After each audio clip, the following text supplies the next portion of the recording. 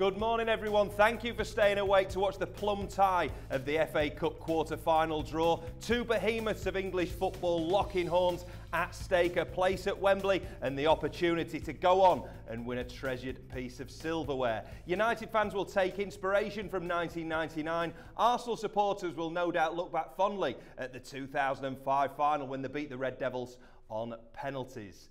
Now, joining us for the big game is the former Singapore international John Wilkinson. Let's talk Manchester United first. They're going well at the moment, but performances maybe not the best. Lots of criticism of Louis van Gaal and also a player I know you're particularly fond of, Angel Di Maria. Yeah, I think he's absolutely fantastic, and you're right, not great performances so far, but only lost a couple in the last 22, really. So, Angel Di Maria, I can't help feeling that at the moment his performances are a product of his environment. What about the Manchester United formation? Louis van Gaal has tinkered, hasn't he? He's played three at the back on a few occasions. It looks like he's gone back to a back four. Is this how you see them setting up in a 4-2-3-1?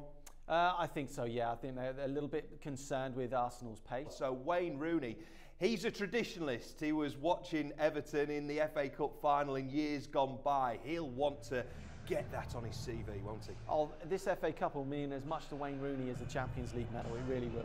He'd be itching to get going. But Wayne Rooney, you know what you're going to get from him. His appetite, his hunger for the game's never diminished all throughout his years, ever since he was the man boy playing for Everton at the age of 15, 16 years old. So yeah, he'll be chomping at the bit. And more goals against Arsenal in the Barclays Premier League than any other player. He scored 11 times against the Gunners. What about another United player, Herrera? He's been in and out of the team a little bit despite that 30 million price tag. He's just won Manchester United Fans Player of the Month for February, but do you think he's a player who's maybe more loved by the fans than the manager?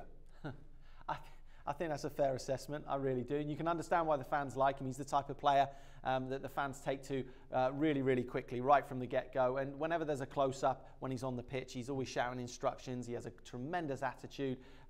One thing I will say, the jury's still out on what his best position is, whether he's an all-action box-to-box midfielder, whether he's a holding midfielder, whether he's actually better playing in a more advanced midfield position.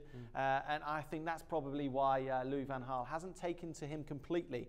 But I think he will eventually, because he's still a young man, and Herrera, and his best days are ahead of him. He's the future of Manchester United midfield. Yeah, and he's been part of this United side who've been going well. John alluded to it in the last 18 matches, 12 victories, 2 defeats. Louis van Gaal still getting lots and lots of criticism. Where do you stand on that? There are traditionalists who are saying, look, he'll always get it right, just look at his pedigree. But others still saying he doesn't know what his best team is and how they should be playing.